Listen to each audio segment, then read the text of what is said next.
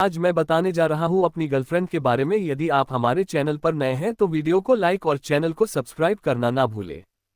तो चलिए आज हम देखेंगे कहानी के अगले भाग में। जो मेरी गर्लफ्रेंड है वो मुझसे जिद करती है कि बाबू शादी करते हैं ना, शादी करते हैं ना। पर मैं शादी के लिए मना ही कर देता हूँ, क्योंकि ये बात उन दिनों की है जब मैं उसके साथ शादी करना चाहता था।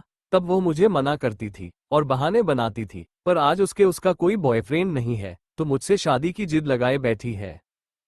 ये बात उस समय बिगड़ गई जब मैं उसको समझाया था कि तुम्हारा बॉयफ्रेंड जो है कि तुम्हें चिट कर रहा है, धोखा दे रहा है। उस समय वह प्यार में अंधी हो गई थी, उसको कुछ नहीं दिख रहा था। पर जैसे ही उसके बॉयफ्रेंड की शादी हुई, यही गॉड अब मुझ में दिखने लगा है। जैसे कि आपको पता है हर कुत्ते का दिन आता है, वैसे ही मेरा भी दिन आ गया था। अब वो मुझसे रोज बात करती थी।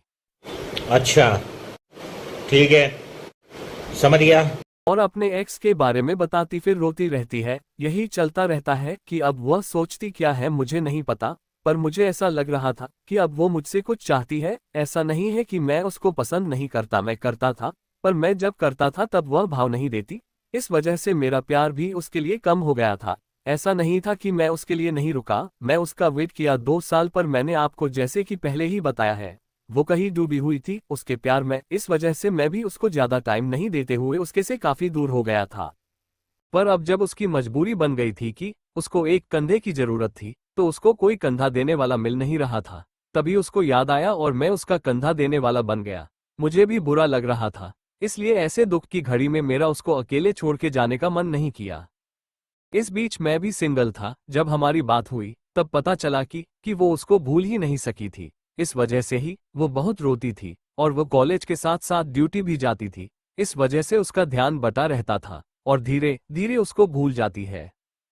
अब मैं उसके आंसू पोंछते पोंछते उसके करीब आ जाता हूँ और हम दोनों एक दूसरे को हर बात बताते हैं। पर मैं अपनी कोई बात नहीं बताता हूँ, क्योंकि मैं देखूं जब भी मैं अपनी कोई बात बताता हूँ, एग्जाम्पल के लिए जैसे कि मैं बता दूं मेरे लाइफ में, जैसे ही बता दूं कि मेरी जॉब लग गई है और कुछ काम भी नहीं रहता है, तभी कुछ ऐसा होगा कि अगले दिन से ही मुझे काम ज्यादा मिलना चालू हो जाएंगी।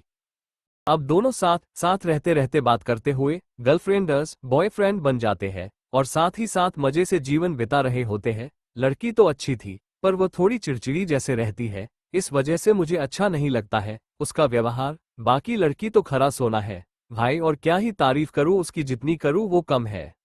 हमारा रिलेशन क्लोज वाला है, हम दोनों एकदम क्लोज है, मैं क्या ही बताऊं। और वो दिखने में छोटी है, बट छोटा पैकेट बड़ा धमाका वाला है। इस वजह से मुझे पसंद है। यदि आप हमारे चैनल पर नए हैं तो प्लीज लाइक, सब्सक्राइब और कमेंट करना ना भूलें।